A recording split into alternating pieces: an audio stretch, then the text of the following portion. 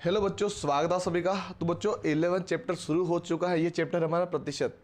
बच्चों इसके अंदर से हमेशा क्वेश्चन पूछा गया, ऐसा कोई साल नहीं निकला हो जिसमें क्वेश्चन ना आया हो। तो इसको आपको अच्छे समझना है। मैं ज़्यादा से ज़्यादा क्वेश्चन करवाऊंगा, ज़्यादा से ज़्यादा पार्ट लेके आएंगे। लेकिन बच्चों इसका जो शुरुआती पार्ट है, जो कि फर्स्ट है, इसमें हम पार्ट के बारे में समझाएंगे। कुछ रूल रेगुलेशन जो भी होंगी सारी चीज़ इसके अंदर क्लियर कर लेंगे। तो बच्चों आपको ध्यान से समझना है, सीखना है और घर पर प्रयास करना है। तो बच्चों जो बच्चे अभी तक हमारे साथ नहीं जुड़े हैं, जो पहली बार देख रहे हैं वीडियो, वो चैनल को सब्सक्राइब करके रखिए, बेल आइकन को ऑन रखें। वीडियो पसंद आए तो लाइक जरूर करें, शेयर करें अपने दोस्तों के साथ, या फिर अगर आप उन बच्चों के साथ शेयर कर सकते हैं जो तैयारी कर रहे हैं, फ्री में करना चाहते हैं। और हमारा कॉन्टैक्ट नंबर है बच्चों, जिसमें आप हमने ग्रुप बना रखा है, जिसमें आपको कुछ चीज़ें प्रोवाइड की जाती है, जैसे प्रैक्टिस सेट्स, नोट्स वगैरह आपको मिलते रहते हैं इसके अंदर। तो अगर आप इसमें ज्वाइन करना चाहते हो मुझे कॉन्टैक्ट कर सकते हो। अगर आपको कोई भी इन्फॉर्मेशन हो तो भी आप मुझे कॉन्टैक्ट कर सकते हो, चाहे आप 9 से रिलेटेड हो या फिर 6 से रिलेटेड हो। दोनों के लिए आपके लिए मैं अवेलेबल हूँ, है ना। दोनों के लिए आप मुझे कॉन्टैक्ट इसी नंबर पे कर सकते हैं। ठीक है बच्चों, तो शुरुआत करते हैं चैप्टर की। शुरुआत में समझते हैं कि भाई जो प्रतिशतता है और उनके जो अनुप्रयोग है वो किस प्रकार से हमको यूज़ करने हैं। तो समझेंगे एक एक चीज़ें, ध्यान से समझना है, आपको जल्दबाजी नहीं करना है। देखिए बच्चों, प्रतिशतता के बारे में क्या दिया गया। प्रतिशत का अर्थ है प्रति सैकड़ा। प्रति सैकड़ा यानी किसी के साथ में अगर प्रतिशत लिखा हुआ है, जिसको इस प्रकार से लिखा जाता है, उसी के बटे में 100 लिखा जाता है। सिंपल सी बात, प्रति सैकड़ा मतलब 100। ठीक है, प्रतिशत का मतलब होता है 100। दूसरे शब्दों में वह भिन्न जिसका हर 100 होता है। देखिए मैंने अभी बताया, इसका हर है, हुआ कि नहीं हुआ। ऊपर वाली संख्या को क्या बोला जाता है, अंश बोला जाता है, और नीचे वाली संख्या को बोला जाता है हर।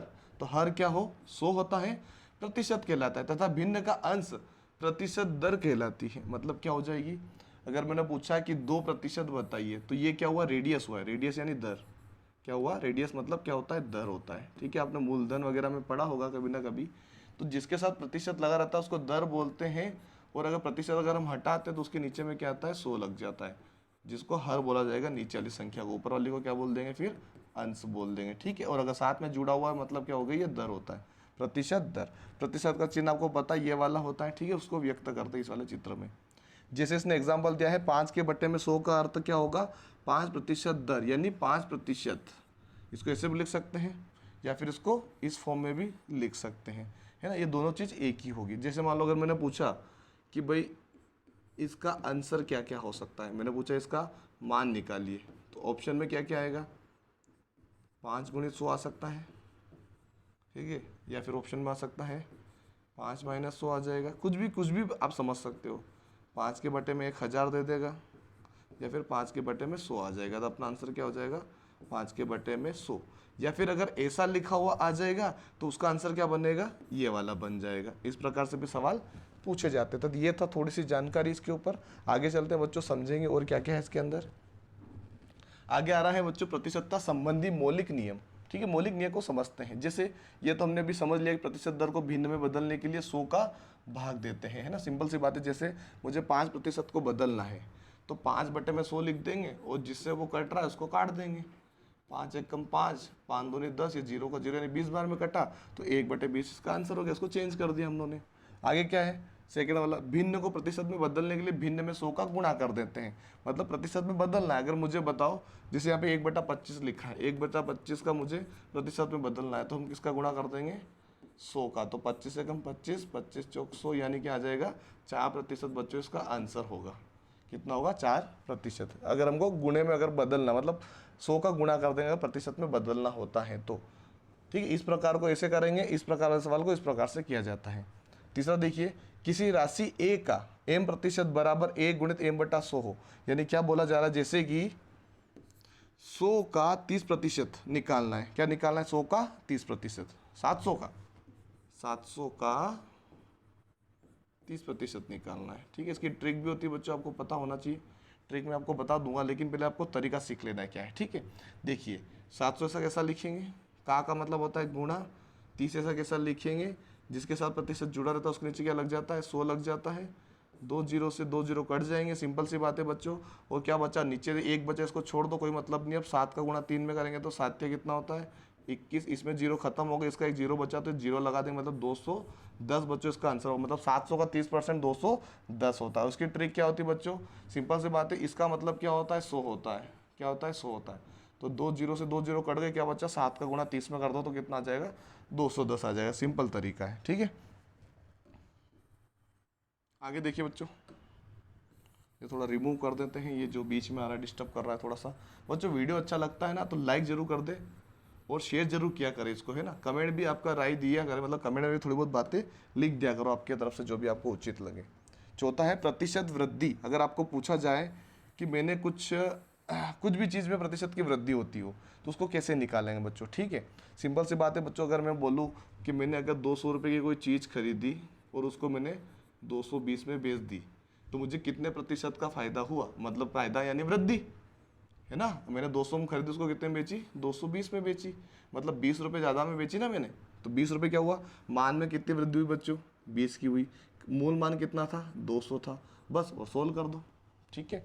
मान में वृद्धि, ठीक है। अब यहाँ पे ये भी समझ सकते हो कि अगर मुझे फायदा हो रहा है, यानी वृद्धि यानी लाभ हो रहा है। अगर मुझे लाभ हो रहा है तो मुझे कैसे पता चलेगा, अगर जो चीज़ मैंने खरीदी उसको मैंने ज़्यादा में बेच दी तो फायदा हो रहा है। कितने ज़्यादा में बेची उसको ऊपर लिखेंगे और मैं कितने में खरीद के लाया था उसको नीचे रखेंगे। यानी मैं जितने में लाया वो नीचे और जितने मैंने फायदे में बेची उतना रुपये ऊपर लिखेंगे, है ना। ऐसा नहीं कि 220 पूरा पूरा लिख देंगे, केवल फायदा लिखेंगे, फायदा और 100 में लगा देंगे। सेम प्रकार से इसी में भी होगा प्रतिशत की कमी।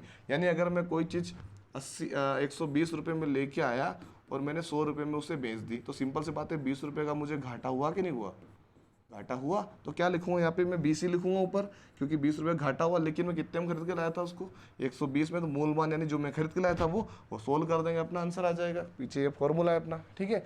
आगे हम इसका इस्तेमाल करेंगे, आपको पता चलेगा सवाल के अंदर।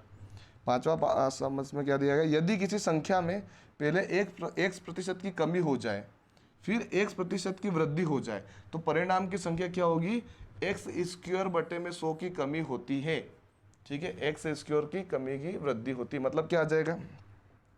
देखिए अगर मैं बोलूँ कुछ भी, मैं एक मतलब एक साइकिल खरीद के लाया, ठीक है, ठीक है। किसी संख्या में पहले 1% की कमी और फिर में 1% की वृद्धि, मतलब मैं बोलूँ मैं एक साइकिल लेके आया, उसमें उसने क्या किया 20% की कमी कर दी और बाद में क्या किया 20% की वापस वृद्धि कर दी। क्या हो जाएगा, पहले कमी की उसी परसेंट की, एक्स का मतलब एक्स, और उसने यहाँ पे क्या किया वृद्धि की। तो क्या करेंगे यहाँ पे वृद्धि हो जाए तो परिणाम मतलब जो भी संख्या है उसका क्या करूँगा मैं स्क्वायर करूँगा और बट्टे में 100 लगा के उसको सोल्यूशन कर लूँगा। तो इसका फॉर्मूला बच्चों जब हम सवाल करेंगे ना, इस वाले को मैं स्पेशल आराम से समझूंगा, क्योंकि आप सवाल करते हो उसको और आसानी से समझ पाओगे। मैं इसमें थोड़ी बहुत ट्रिक्स वगैरह भी यूज़ करूँगा तो आपके लिए और भी बेनिफिट होगा, ठीक है बच्चों। चलो भाई आगे बात करते हैं प्रतिशतता संबंधी मौलिक नियम, ठीक है। मौलिक नियम के बारे में थोड़ा सा समझेंगे, ठीक है। ये तो हमने पहले ऑलरेडी डबल ले लिया है तो इसको तो हम कर चुके हैं, ठीक है। ये डबल ले लिया हमने तो इसको हटाते हैं। चलो ये आता हमारा परीक्षा फल के संबंध में प्रतिशतता और उसका उदाहरण दे रखा है यहाँ पे। मतलब हमारा अगर परीक्षा होती है तो उसका प्रतिशत हम कैसे निकाल सकते हैं। जैसे क्या है, रोहन को अंक गणित में पेपर में 100 का पूर्णांक था, कितने का था 100 का, लेकिन उसको कितने नंबर आए 85, मतलब 100 में से कितने आए उसके 100 का पेपर था, 100 में से कितने आए 85। तो अपने को पता है 100 का मतलब क्या होता है प्रतिशत, तो डायरेक्ट 85 के पीछे क्या लगा देंगे प्रतिशत, तो उसका आंसर हो जाएगा 85%। सिंपल सी बात, ठीक है। 100 होना चाहिए नीचे। अगर मान लो अब ये अगर मान लो 85 नंबर था और 90 का पेपर होता तो इसका 85% नहीं बन रहा है, इसका और ज़्यादा परसेंटेज बनेगा। ये 90 से भी मतलब 90 से ज़्यादा परसेंटेज बनेगा, क्योंकि ये 100 नहीं है ना, 100 से कम है। 100 होना चाहिए तभी जाके डायरेक्ट प्रतिशत लगाएंगे, लेकिन कम है तो उसको पहले गुणा लगा के हम 100 करके चेंज करके पता करेंगे कितना प्रतिशत है, ठीक है। नीचे क्या लिखा गया है, यदि रोहन अंक गणित में 85, हिंदी में 75, अंग्रेजी में 80, विज्ञान में 65, सामाजिक विज्ञान में 90 अंक प्राप्त करता है तथा प्रत्येक विषय का पूर्णांक 100 है, तो उसके द्वारा सभी विषयों में प्राप्त अंकों का प्रतिशत क्या होगा। तो क्या करेंगे, 5 विषय है बच्चों, सिंपल सी बात है, पांचों विषय को जोड़ेंगे तो 500 नंबर का पेपर हो जाएगा। तो 500 तो टोटल नंबर हो गया, तो 500 का लिख देंगे, नीचे लिख देंगे, सिंपल सी बात है। और जो अपने को अंक प्राप्त हुए कितने हुए 395, 395 किस में से मिले 500 में से मिले, और परसेंटेज निकाला तो गुणे में लगा देंगे 100, तो 2 जीरो से 2 जीरो कैंसिल हो जाएंगे और 5 का भाग दे देंगे उसमें। तो 5 7 कितना होता है बच्चों, 5 7 होता है 35, 9 39 था तो 4 बचा 45 हो गए, तो 5 9 45, तो 79 बच्चों अपना आंसर बनेगा, है ना। 2 जीरो से 2 जीरो कटे और 5 में इसका भाग दे दिया तो कितने बार में गया 79 बार में गया, तो उसका प्रतिशत क्या आ गया, अर्थात वह 100 में से 79 अंक प्राप्त करते हैं बच्चों। एक एक नियम भी यहाँ पर लग चुका है। तो बच्चों ये था हमारा प्रतिशत के बारे में, ठीक है बच्चों, आगे हम जो भी करेंगे आपके लिए सवाल लेके आएंगे, उसमें जितने भी जो भी चीज़ें इस्तेमाल होगी उसको हम बेसिक तरीके से डीपली में जाके समझाएंगे। हर सवाल के पीछे जो भी चीज़ें होगी वो हर एक चीज़ उस सवाल के आसपास की चीज़ें हम बता देंगे। बस आपको क्या करना है, रेगुलर वीडियो देखना है, चैनल पे नए तो सब्सक्राइब करके रखना है, बेल आइकन ऑन रखना है, सपोर्ट करते रहना है, पूरा वीडियो देखना है। आधा अधूरा ज्ञान मत लीजिए, पूरा पूरा देखिए, आपको समझ में आएगा और आप इजीली इसको सोल्व कर पाओगे। बहुत ही आसान है बच्चों, अगर आप आराम से सीखोगे तो। ठीक है बच्चों, तो आपसे निवेदन है कि भाई सपोर्ट करो, जितना हो सके उतना शेयर करो। धन्यवाद बच्चों।